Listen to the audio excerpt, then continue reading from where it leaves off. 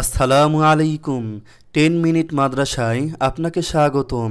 দোয়া ইবাদতের মগজ তুল্য। যারা আল্লাহর কাছে দোয়া করে না, আল্লাহ তাদের পছন্দ করেন না। দোয়ার মাধ্যমে মহান আল্লাহ তাআলার সন্তুষ্টি অর্জন করা যায়, সমাধান করা যায় যে কোনো সমস্যা। সব কিছুর মালিক মহান আল্লাহ, তাই সব বিষয়ে তার সাহায্য চাওয়ার বিকল্প নেই। আজ এমন একটি দোয়া তুলে ধরব যে দোয়ার মাধ্যমে জান্নাত লাভের সুসংবাদ রয়েছে। হযরত আবু সাঈদ খুদরি রাদিয়াল্লাহু তাআলা আনহু থেকে বর্ণিত, রাসূল সাল্লাল্লাহু আলাইহি ওয়াসাল্লাম ইরশাদ করেন, যে ব্যক্তি এই দোয়াটি পড়বে তার জন্য জান্নাত ওয়াজিব হয়ে যায়। অপর বর্ণনায় রয়েছে, যে ব্যক্তি সকাল বিকাল 3 বার এই দোয়া পড়বে, কিয়ামতের দিন আল্লাহ তাআলা তাকে নেকি বৃদ্ধির দ্বারা সন্তুষ্ট করবেন।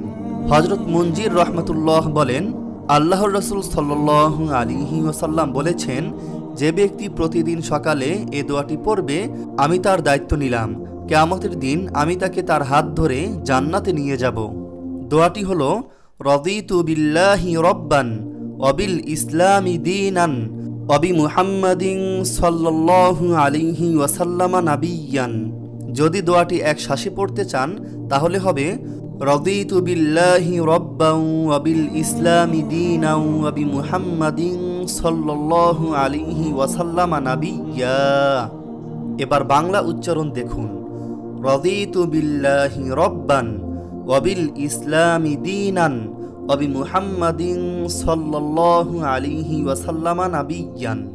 দোয়াটির অর্থ, আমি আল্লাহকে রব, ইসলামকে দিন এবং মুহাম্মদ সাল্লাল্লাহু আলাইহি ওয়াসাল্লামকে রাসূল হিসেবে সন্তুষ্ট চিত্তে মেনে নিয়েছি। আল্লাহ তাআলা আমাদের সবাইকে জান্নাতুল ফিরদাউস দান করুক, আমিন।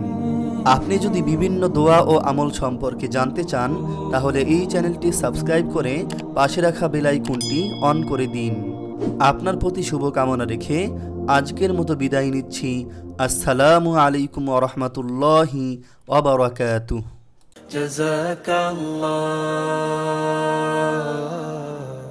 জাযাকাল্লাহ।